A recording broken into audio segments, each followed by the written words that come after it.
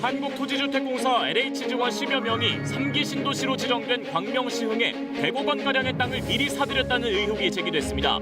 LH는 해당 직원들의 직무를 정지했고 국토부는 전수조사에 나서기로 했습니다. 강원 영동 지역에 어제부터 90cm 가까운 폭설이 쏟아지면서 차량 700여 대가 고속도로에 고립되는 등 사고가 잇따랐습니다. 가변차로까지 들어선 차들로 제설 차량 투입이 늦었고 월동장구가 없는 차량도 많아 고립이 길어졌습니다. 정부가 백신 접종 증명서 백신 여권의 도입 논의를 시작했는데 국가별로 또 국가 내에서도 접종 시기가 달라 고민입니다. 국내 백신 접종자는 2만 3천 명을 넘어섰는데 백신 가짜 뉴스도 범람하고 있습니다. 소상공인에 최대 500만 원을 지원하고 전기료를 감면하는 등 19조 5천억 원 규모의 정부 추경안이 확정됐습니다. GDP 대비 국가 채무 비율은 48.2%로 상승하는데 나라 빚이 빠르게 는다는 우려도 나옵니다. 윤석열 검찰총장이 여당이 추진하고 있는 중대범죄수사청은 법치 말살이자 헌법 정신 파괴라고 비판했습니다. 수사 기소 분리를 놓고 여당과 윤 총장이 정반대 해석을 내놓고 있는데 선진국의 사례를 분석했습니다.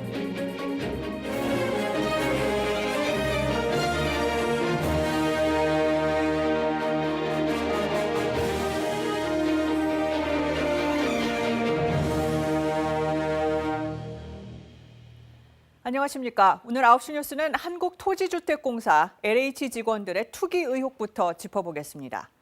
이 문재인 정부의 핵심 부동산 대책, 주택 수요를 분산시키기 위해서 서울 주변에 3기 신도시를 짓겠다는 계획입니다.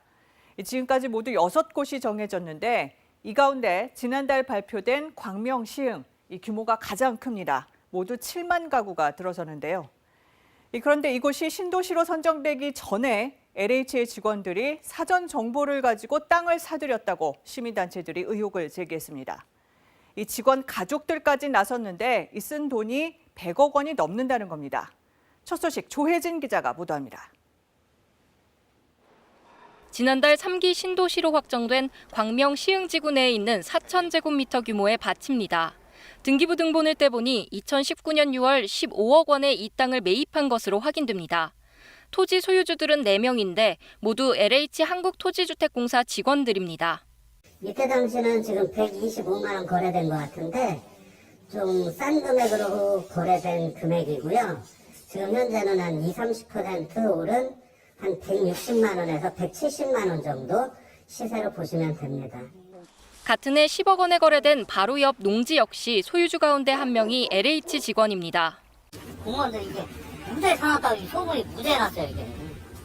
이 부동산에서 그렇고 투기로 이게 그래서 갑자기 이게 발표됐다고 그러더라고요. 참여연대와 민변이 관련 제보를 받아 광명 시흥 신도시 땅 일부의 소유주를 무작위로 확인해봤습니다.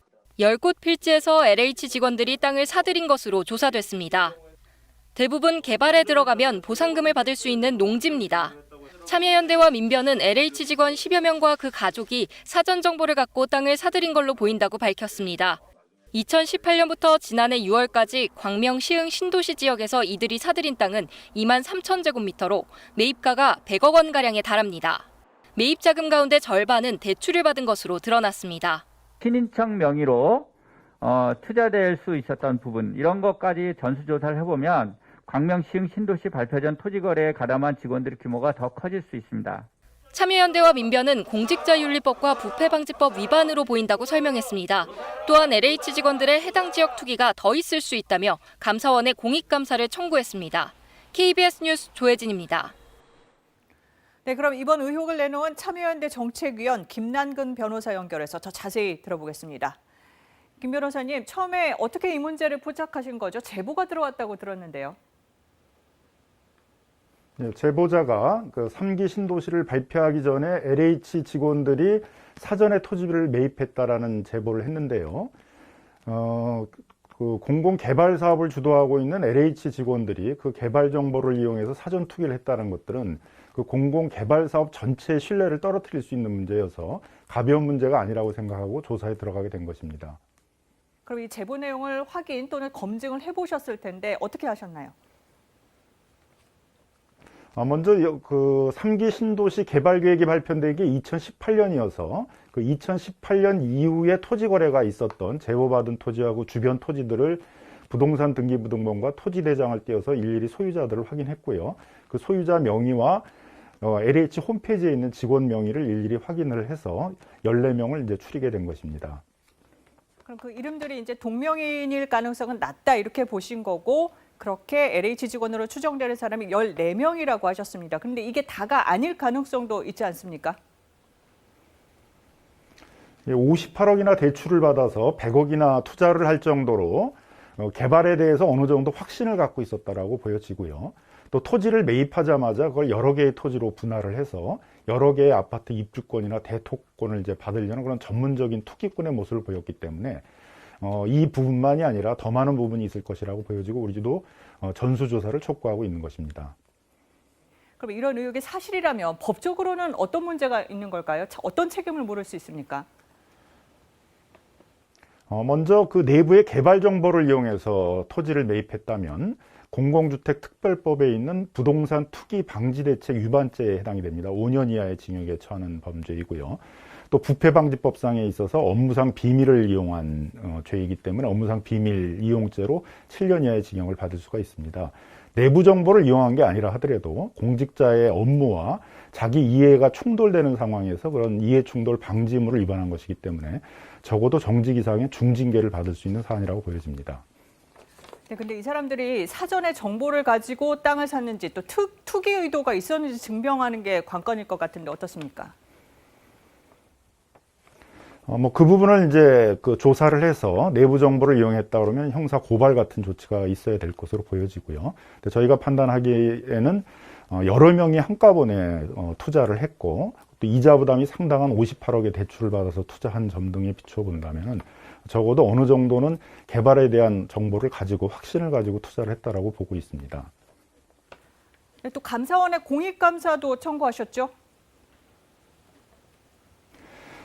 저희가 보기에는 그 LH 직원들은 항상 이런 이해 충돌의 위험에 노출되어 있는데 따라서 부패 방지 시스템 또는 준법 감시 시스템, 직원들에 대한 청렴 교육 등이 강화돼야 되는데 이러한 그 내부적인 부패 방지 시스템들이 제대로 작동하고 있지 않다라고 보여져서 감사원에서 LH의 이런 부패 방지 시스템, 준법 감시 시스템들을 제대로 감사해달라는 공익감사 청구를 하게 된 것입니다.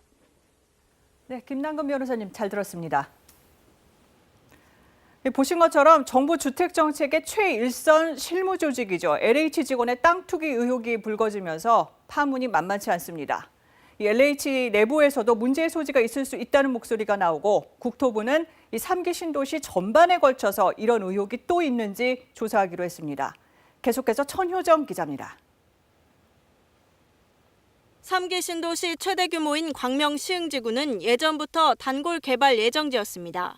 2010년 보금자리지구로 지정됐다 4년 뒤 해제됐지만 2018년 3기 신도시 1차 발표 때도 유력한 후보지로 거론됐습니다. 지난해 땅값 상승률은 전국 평균을 웃돌 정도로 수도권 인기 지역으로 꼽혔습니다. 하지만 투기 의혹을 받고 있는 한 LH 직원은 KBS와의 통화에서 억울함을 호소했습니다. 뒤늦게 신도시로 지정돼 투기라는 문제가 발생한 것이지 그렇지 않았다면 정상적인 매매에 불과할 뿐이란 얘기입니다. LH 직원이 땅을 샀다고 해서 무조건 불법으로 단정할 수는 없습니다. 관건은 그 과정에서 업무 중 알게 된 정보를 이용했거나 타인에게 제공했는지 여부입니다. LH 직원들이 땅을 사들인 건 신도시 발표 3년 전부터 1년 전 사이. 특이한 건 10여 명의 직원이 끼리끼리 인접한 땅을 매입한 데다 지인 등과 함께 지분을 나눠 가졌다는 점입니다. 여기에 땅값의 절반이 넘는 돈을 대출로 충당했다는 점도 의심스러운 정황이 될 수 있다는 게 법조계의 분석입니다. 큰 돈의 은행 대출금을 끼고서 토지를 매입했다는 것은 그 개발 정보라는 내부의 직무상 비밀을 이용해서 부당한 이득을 취득하려고 한 것으로 보입니다. LH는 의혹을 받고 있는 직원 모두를 직무 정지하고 자체 조사를 시작했습니다. 직원 여러 명이 공동 명의로 땅을 산 건 법적 문제 가능성은 물론 최소한 윤리적 문제가 있을 수 있다는 내부 반응도 나왔습니다. 정세균 국무총리가 신속한 조사와 철저한 조치를 긴급 지시한 가운데 국토부는 광명 시흥지구를 시작으로 3기 신도시 전반에 대해 LH 직원들의 투기 의혹을 조사하겠다고 밝혔습니다. KBS 뉴스 천유정입니다. 지금부터는 강원 영동 지역 폭설 소식입니다. 이 지역은 겨우내 가뭄이 계속되다가 어제 사실상 첫눈이었는데 90cm 가까이 쏟아진 겁니다. 연휴에 동해안을 찾았던 사람들이 눈길에 갇히거나 사고가 나면서 1명이 숨지고 90명 넘게 다치는 등 피해가 잇따랐습니다. 박상희 기자입니다. 이틀 동안 물기를 머금은 눈이 쏟아진 탓에 돼지 농장 축사가 힘없이 무너져 내렸습니다. 돼지 천여 마리가 물도 먹이도 먹지 못하고 그대로 눈을 맞고 있습니다. 돼지가 죽었는지 사라지지 아직 좀 확인도 좀 못하고 있고 안타깝죠. 뭐 안타깝고 지금 뭐 손해가 지금 뭐 많잖아요. 우선 가장 눈이 많이 내린 곳은 강원도 고성군 미시령 89.6cm가 쌓였습니다. 2014년 2월 강원 동해안에 1m가 넘는 눈이 내린 뒤 7년 만에 쏟아진 기록적인 폭설입니다. 이번 폭설로 비닐하우스를 포함해 시설 290여 채가 파손됐습니다. 눈 무게를 못 이긴 나무가 쓰러지면서 전봇대를 덮쳤습니다. 전기 공급에 장애가 생겨 강원도에서만 12,000여 가구가 한때 정전 피해를 입었습니다. 눈길 교통사고도 50여 건 잇따라 사고를 수습하던 운전자 1명이 뒷차에 치여 숨지고 90여 명이 다쳤습니다. 동해고속도로 속초 구간에서는 차량 700여 대가 7시간 넘게 고립되기도 했습니다. 강원도 120개 학교는 휴업하거나 등교 시간을 바꿨습니다. 이거는 빨리 제도 작업을 해가지고 시민들이 다니는데 불편이 없도록 최선을 다해야 되겠다 이런 생각입니다. 강원 영동 지역에는 이번 주말에 또다시 눈이 내린다는 예보가 있어 주민들은 긴장을 늦추지 못하고 있습니다. KBS 뉴스 박상희입니다. 네, 기록적으로 쏟아진 눈에 강원 영동 지역 도로 곳곳에서는 밤사이 차량들이 꼼짝없이 눈 속에 갇혔습니다. 제설차도 움직이지 못하는 상황에서 운전자들은 추위와 배고픔을 견뎌야 했습니다. 정명구 기자가 현장 취재했습니다. 늦은 밤 고속도로 3개 차로에 차량이 꽉 차 있습니다. 도로에서 오도 가도 못한 상태로 밤을 맞았습니다. 밤 11시가 넘어도 제자리에 서 있습니다. 시동을 아예 꺼놓는 사람도 꽤 많이 보이고요. 7시간은 거의 이대로 있는 것 같아요. 불안하고 초조한 마음에 사람들은 차에서 내려 상황을 살펴봅니다. 언제 고립이 풀릴지 몰라 답답함이 가시지 않습니다. 상황이 어떻게 되는지 모르고 언제 여기까지 계속 있어야 되는지도 모르고 그게 제일 불편한 것 같아요. 정보에 관해서. 굵은 눈발 속 차량 지붕에는 10cm 넘는 눈이 쌓였습니다. 이곳 2km 구간에 고립된 차량만 700여 대. 눈 치우러 출동한 제설차도 도로에 함께 갇혀버렸습니다. 고립의 시간이 길어질수록 추위는 차 속으로 스며들고 두 끼를 굶어 배고픔까지 밀려옵니다. 화장실도 가고 싶고 목도 마르고 출근도 해야 되고 뭐 밤사이에 풀리겠죠. 눈길에 빠진 차를 빼내기 위해 곳곳에서 삽으로 눈을 치웁니다. 이렇게 7시간 넘게 도로에서 버텼습니다. 이 구간만 고립된 게 아닙니다. 동해고속도로 일부 구간에서도 동해안을 떠나 서울 쪽으로 가는 나들목 주변에 차량들이 한꺼번에 몰리면서 서로 뒤엉켰습니다. 나가지도 들어오지도 못해 병목 구간이 꽉 막혔습니다. 휴일에도 일하러 나온 운전자들은 애가 탑니다. 차들도 많이 막히고 하니까 저희들도 답답하죠. 아무래도 좀 빨리 나가야 되는데 갈 길도 바쁜데. 고립이 길어지자 군인들이 중앙 분리대를 넘어옵니다. 군 병력이 긴급 투입돼 제설 작업에 나선 겁니다. 눈 속에 파묻혀 멈춰선 차량들을 하나둘 갓길로 밀어냅니다. 도로에 잔뜩 쌓인 눈도 한쪽으로 치웁니다. 그때서야 제설차들이 역방향으로 도로에 들어와 눈을 치웁니다. 국민들이나 시민들이 이제 잘 안전하게 귀가할 수 있거나 고향으로 돌아갈 수 있게끔 돕는 게. 고립과 정체는 오늘 새벽 풀렸습니다. 어제 출발한 차량들은 종일 도로에 갇혀 있다가 오늘 새벽 집으로 돌아갔습니다. KBS 뉴스 정명구입니다. 네, 보신 것처럼 많은 운전자들이 한밤중에 도로 위에 고립돼 큰 불편을 겪었습니다. 고속도로가 이렇게 주차장처럼 돼버린 이유가 뭔지 이어서 노지영 기자가 취재했습니다. 3일절 연휴 마지막 날 동해고속도로. 차들이 뒤엉켜 꼼짝도 못합니다. 강원도 동해안을 찾았던 휴가 차량들이 한꺼번에 몰린 결과입니다. 양양에서 속초 등록 입구에서 그 토격투신에 나오는데 거기서 한 6시간 정도 정차하다가요. 그래서 나중에 나오려고 했는데 못 나왔어요. 제 차는데 괜찮아요? 가변차로까지 막아 제설차가 들어갈 입구마저 없어졌습니다. 여기가 이제 원래는 가변차로였는데 이 차선에 차들이 많이 들어가는 바람에 실제로 이제 그 제설 차량이 들어가지 못해가지고 오히려 조금 더 지연되지 않았나. 도로공사는 폭설이 내린다는 예보에 따라 염화칼슘을 미리 뿌려놓았습니다. 그러나 하루 만에 90cm 가까운 눈이 쏟아지면서 제설로 녹는 눈보다 쏟아지는 눈이 더 많았습니다. 월동장구가 없는 차량을 통제하지 않은 것도 혼란을 키웠습니다. 고립된 차량 가운데 일부는 보시는 것처럼 스노우 타이어가 아닌 일반 타이어를 사용해 빙판길을 오를 수 없었습니다. 제설 차량은 도로에 차량들이 꽉 차 길을 트기 힘든 상황에서 뒤늦게 제설 작업에 들어갔습니다. 그 정체가 생기면서 이제 저희 제설 차량이 이제 진입을 못하는 그런 제설 작업 차량이 역으로 역주행을 해서 들어가서 제설 작업을 하면서 장비를 이제 한 대씩 이렇게 꺼냈고요.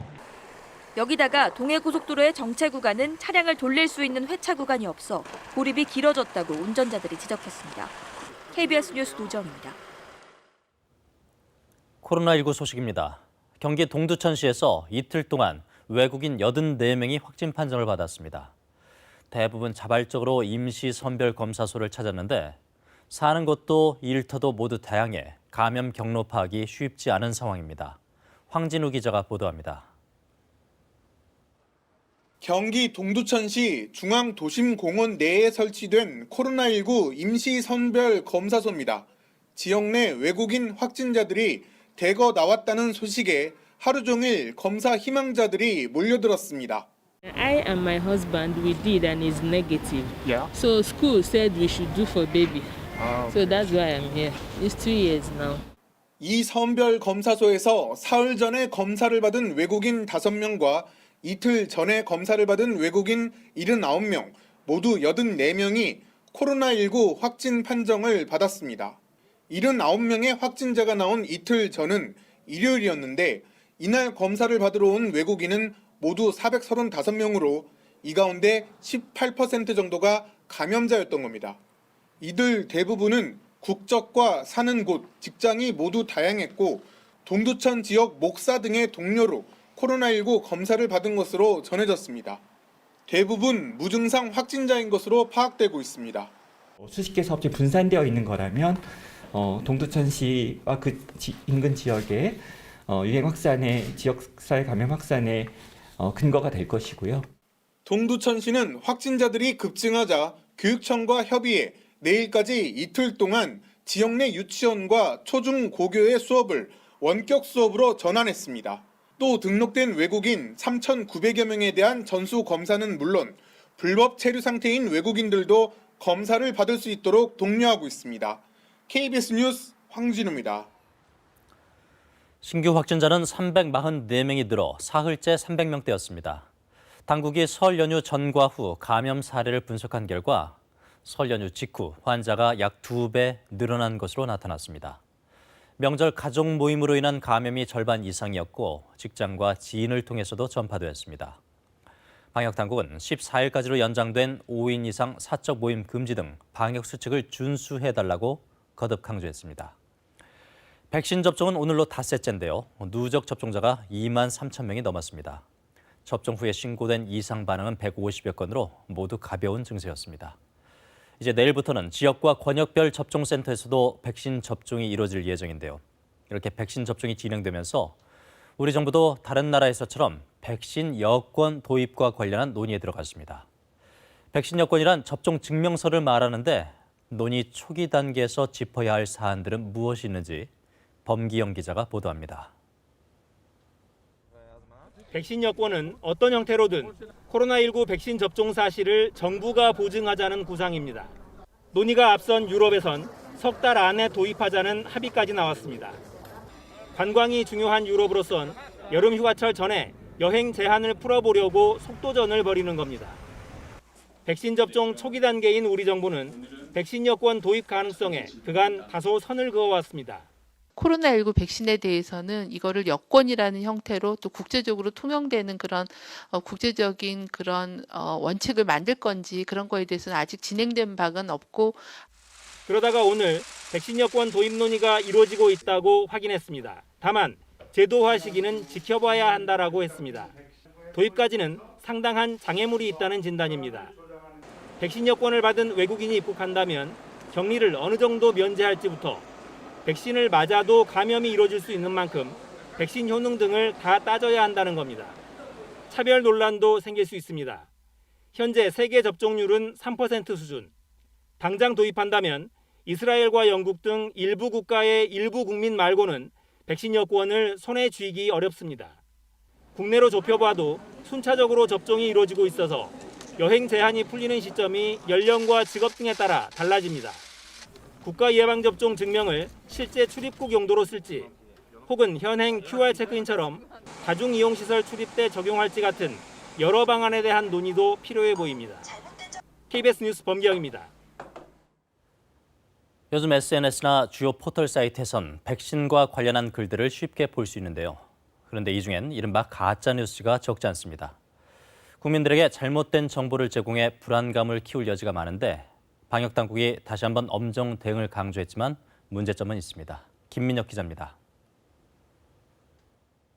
국내 주요 포털 사이트 카페에 올라온 글입니다. 백신을 맞고 나면 유전자가 변형되고 더는 후손을 가질 수 없다는 내용을 담고 있습니다. 또 다른 글에서는 좀비가 될 수도 있다는 황당한 주장까지 등장했습니다. 인천에서는 60대 A씨가 백신을 맞고 죽을 수도 있다는 내용의 전단지를 붙이고 다니다가 경찰 수사를 받기도 했습니다. 전문가들은 이런 주장의 상당수가 근거가 없고 과학적으로도 가능하지 않다고 일축합니다. 백신을 통해서 들어가는 유전자는 다른 특별한 물질을 넣어주기 전에는 사람 유전자 안으로 끼어 들어갈 수가 없기 때문에 사람 유전자를 변형시키지 못합니다. 정부는 이 같은 허위 정보에 대해 방송통신심의위원회 긴급심의를 거쳐 빠르게 삭제하거나 차단한다는 계획을 내놨습니다. 그러나 정작 방심위는 경찰청과 질병관리청으로부터 받은 60여 건에 대해 심의조차 못하고 있습니다. 여야 간 입장차로 새 위원을 선출하지 못했기 때문입니다. 가짜뉴스가 국민적 불신을 가져와 백신 접종에 차질을 빚은 나라들의 경험을 우리가 반복할 수는 없습니다. 전문가들은 새로운 백신에 대한 불안감이 여전히 남아있는 만큼 공신력 있는 목소리로 정확한 정보를 계속 전달하는 게 중요하다고 지적합니다.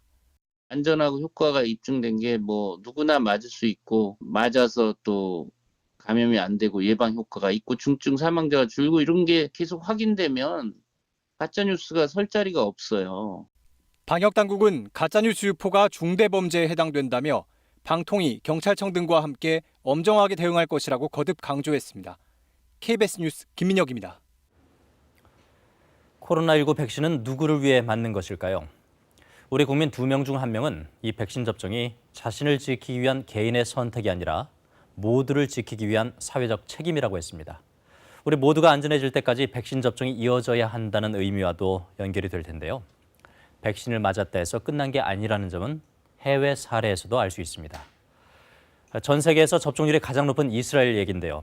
이스라엘은 최근 2달 가까이 유지하던 봉쇄령을 풀었는데 신규 확진자가 다시 늘면서 재유행 조짐을 보이고 있습니다. 중동지구 연결해서 상황 자세히 알아보겠습니다.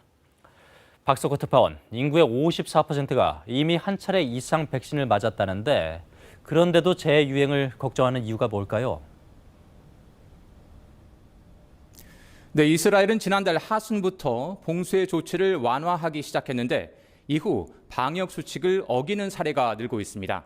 특히 지난 주말은 불임절이라는 유대교 명절이었는데요.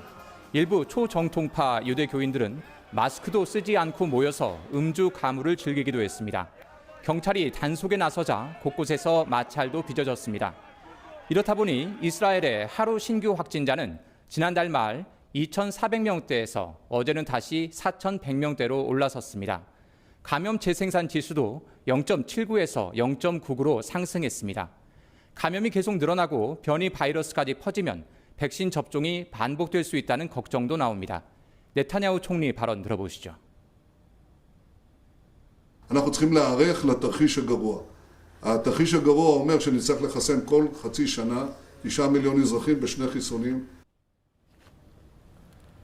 WHO 세계보건기구도 코로나 사태가 올해 말까지 종식되기는 어려울 것으로 보는 것 같던데요.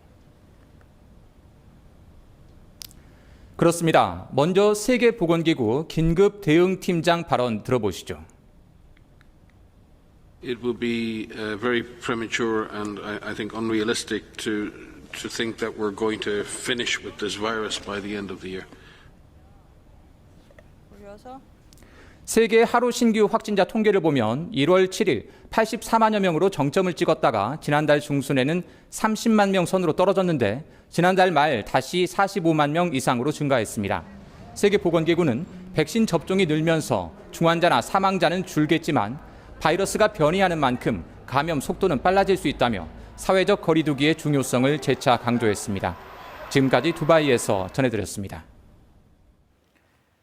4차 재난지원금 지급 재원을 마련하기 위한 정부의 추경 예산안이 확정됐습니다. 이 전체 규모는 19조 5천억 원 정도로 15조 원은 예산을 추가로 만들고 또 4조 5천억 원은 정해져 있던 올해 씀씀이를 조정해서 보태기로 했습니다. 이 추경안 15조 원이 국회에서 그대로 확정되면 역대 추경 예산 가운데 세 번째로 큰 규모가 됩니다. 이 돈 어디에 쓸까요? 8조 원 정도는 자영업자 같은 소상공인 그리고 특수형태 근로자 등에게 현금 지원해주고 또 전기료 감면해주는 데 사용됩니다. 4조 6천억 원은 고용유지지원금과 일자리 만들기 등 고용 부문에 또 4조 1천억 원은 백신 구매 등 방역대책, 2조 5천억 원은 소상공인과 중소기업 대출 지원 등에 쓰일 예정입니다. 가장 궁금한 건 이 4차 지원금 내가 해당되는지 또 얼마나 받을 수 있는지겠죠. 먼저 김수현 기자가 자세히 설명드립니다. 코로나19 3차 대확산으로 2달 넘게 문을 닫았던 이 볼링장. 2차는 물론 3차 지원금도 받지 못했습니다. 직원 수가 4명 이하여야 한다는 기준에 맞지 않았기 때문입니다. 무조건 규모가 크고 매출이 크다고 수익을 많이 가져가는 건 아니거든요. 오히려 더 비용이 크기 때문에 더 어려움이 큰 거고. 이번 4차 지원금은 기존 소상공인 지원의 사각지대를 없애는 게 핵심입니다. 먼저 모든 업종에서 직원 수 기준을 없애고 피해 정도만 따져 지원 구간을 5개로 세분화합니다. 실내 체육시설과 유흥업소처럼 영업 금지 기간이 가장 길었던 11개 업종은 500만 원이, 이보단 짧은 학원과 겨울 스포츠 시설에는 400만 원이 지급됩니다.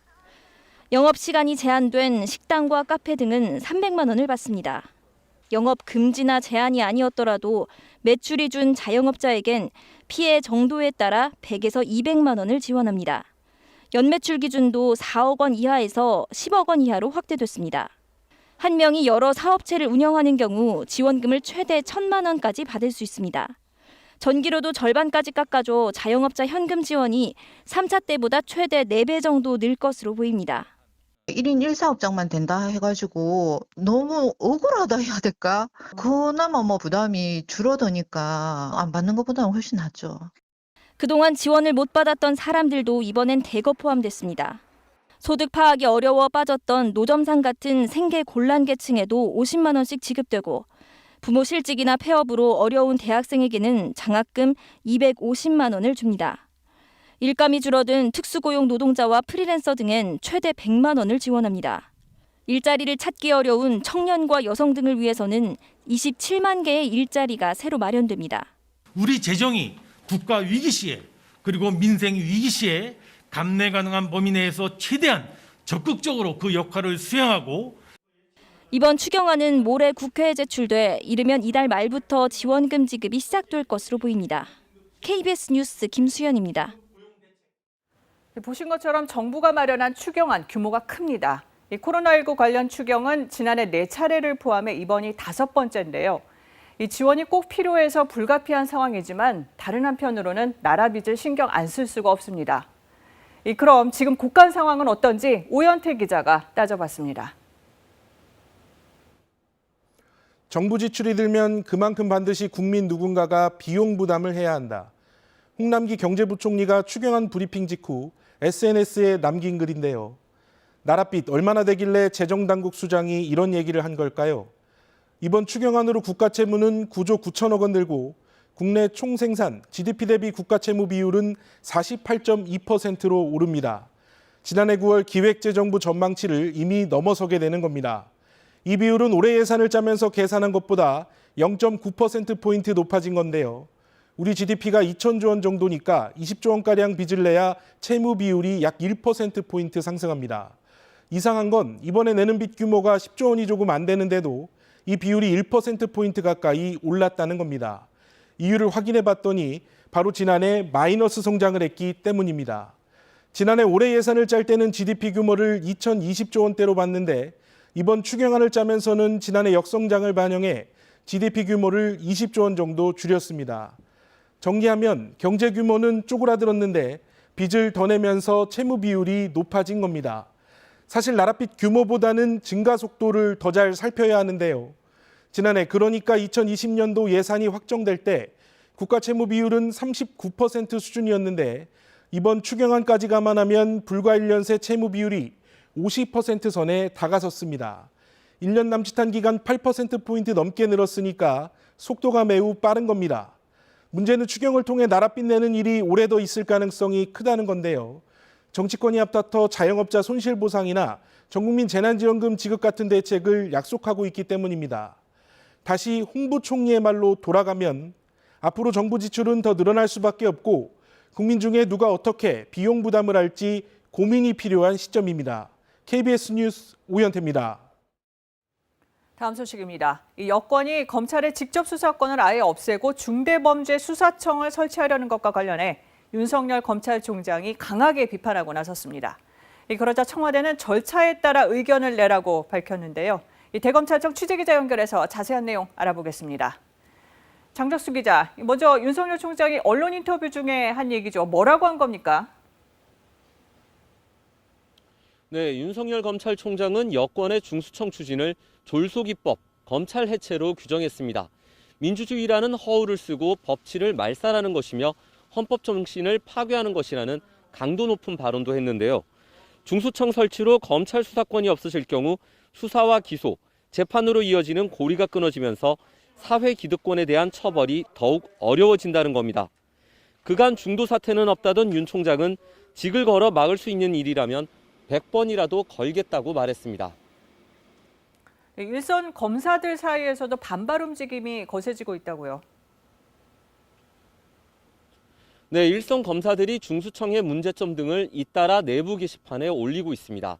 내용을 살펴보면 수사력 공백 문제뿐 아니라 경찰에 대한 통제력 약화를 우려하는 목소리가 적지 않습니다. 대검 측은 현재 중수청 법안에 대한 일선청의 의견을 모으고 있는데요. 내일 대구 고검 방문 등 공개 일정을 갖는 윤 총장이 추가 입장을 낼지에도 관심이 모아지고 있습니다.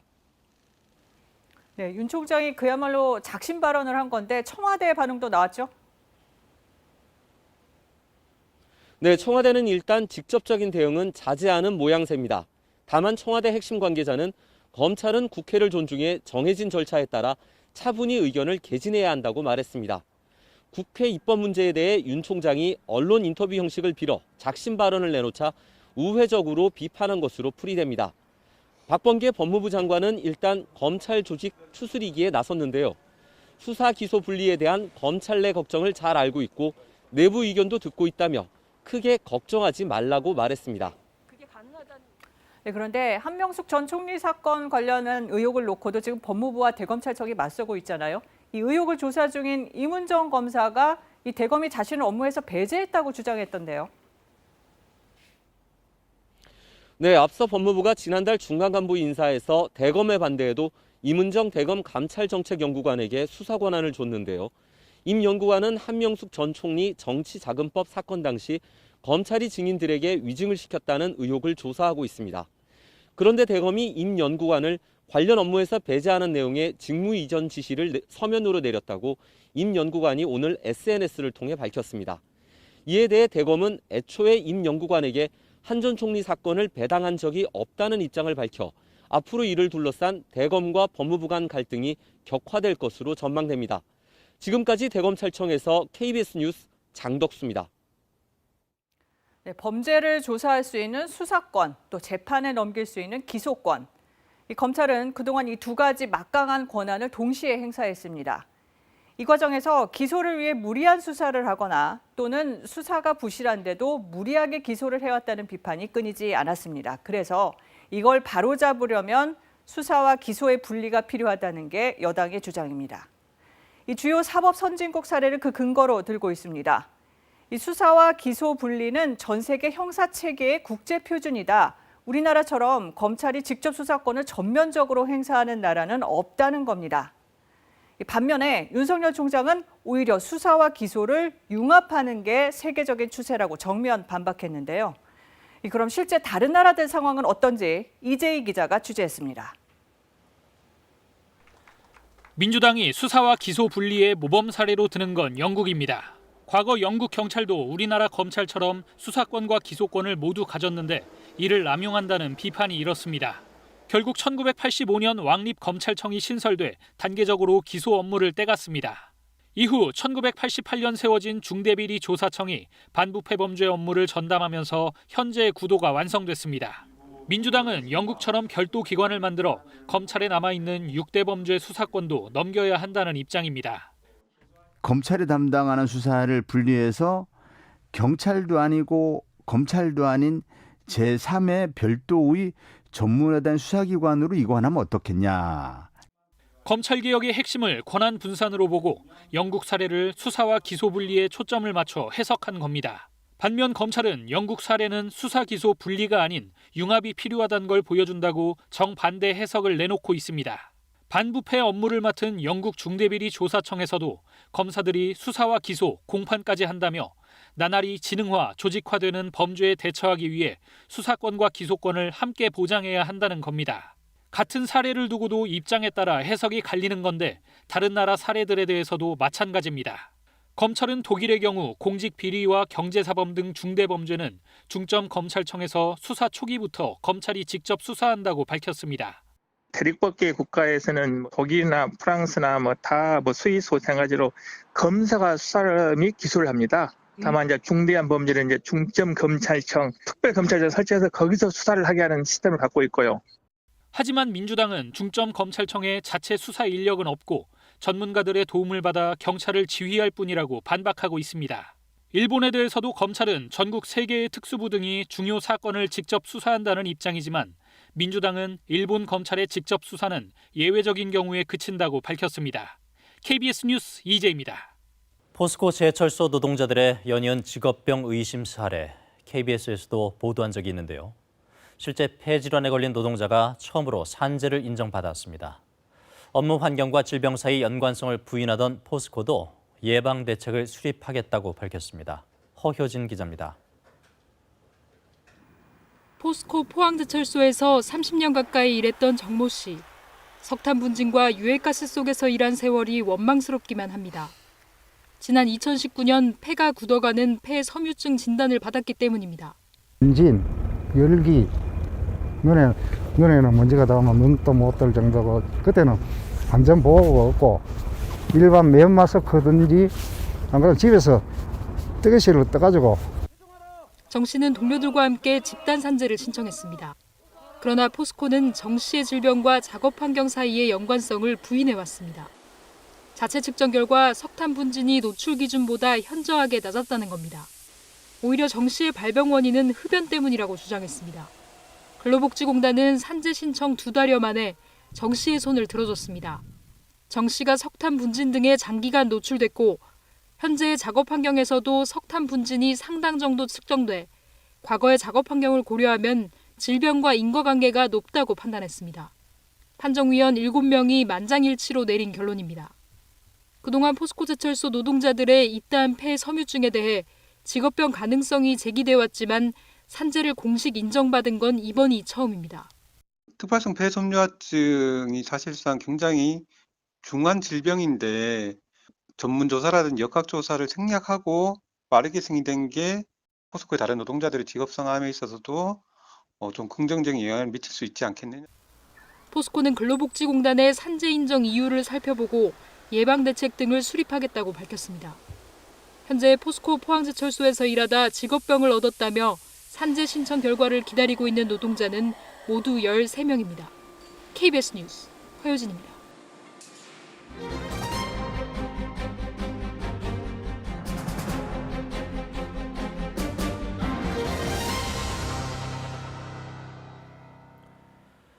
앞서 보셨듯이 3월 첫날인 어제 강원도엔 폭설이 내렸습니다. 일부 지역엔 3월 기준으로 가장 많은 눈이 쌓였습니다. 1월엔 20년 만에 한파, 또 89년 만에 고온 현상으로 파란색과 빨간색 기온 그래프가 요동쳤고 2월엔 대형 산불이 잇따랐습니다.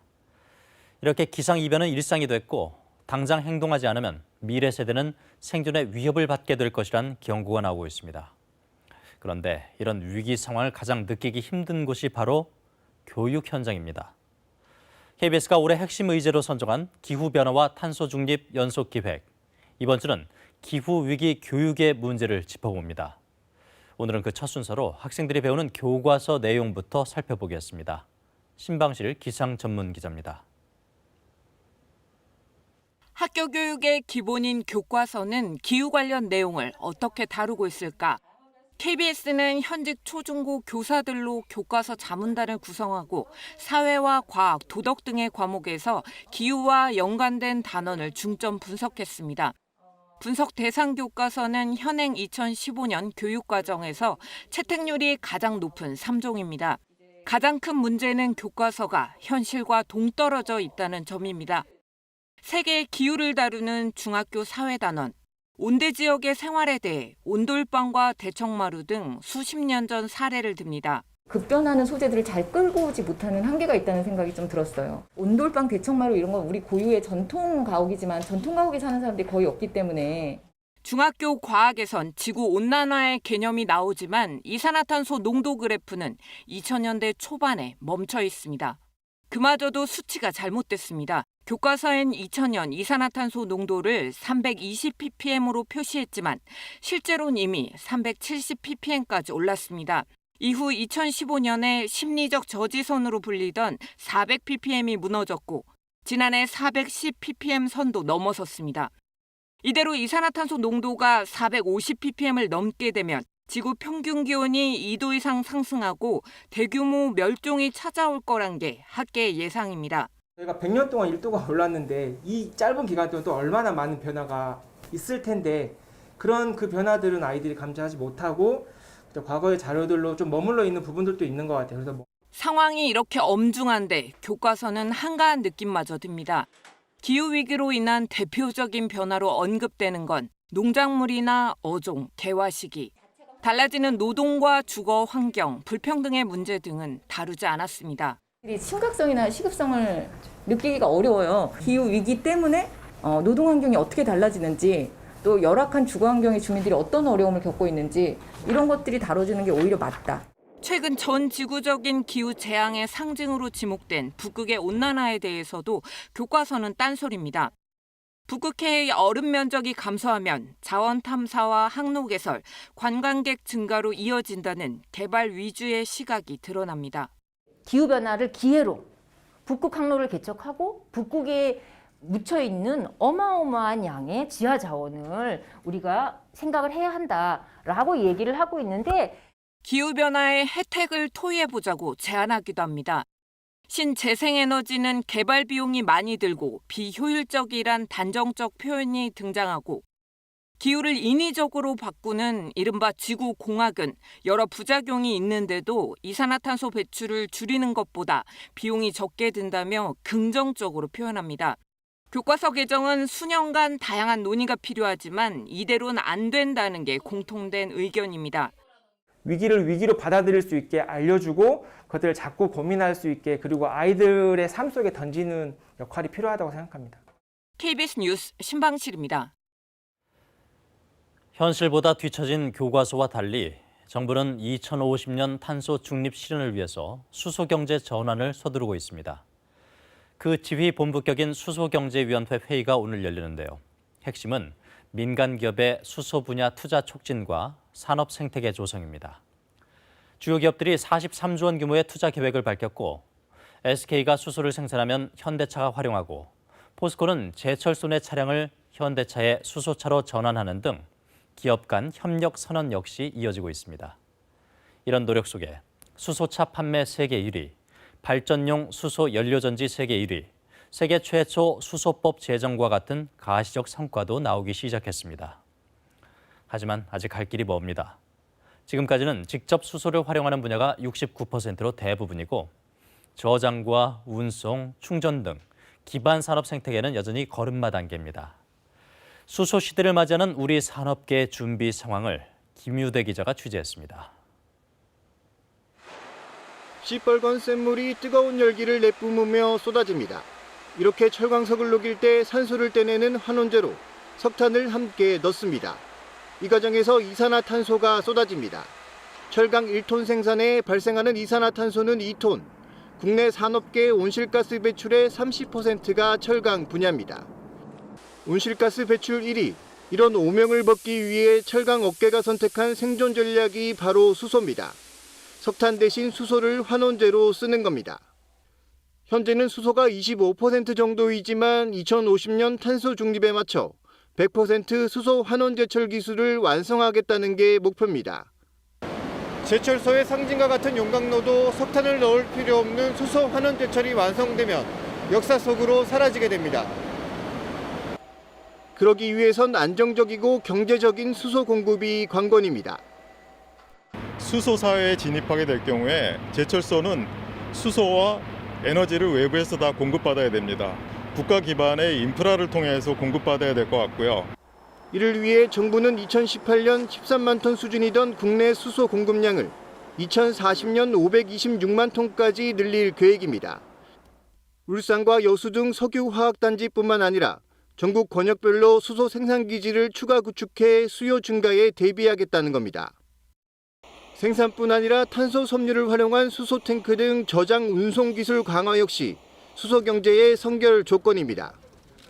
생산하느냐 안 하느냐라고 하는 문제는 결국은 이제 경제적인 문제죠. 수소를 생산하는 가격이 얼마만큼 지금 더 경제적이냐. 연간 43조 원 부가가치의 42만 개 일자리를 창출하겠다는 수소 경제 선언. 구호로만 그치지 않기 위해선 보다 싸고 쉽게 수소를 이용할 수 있는 기반 생태계 조성이 우선입니다. KBS 뉴스 김유대입니다.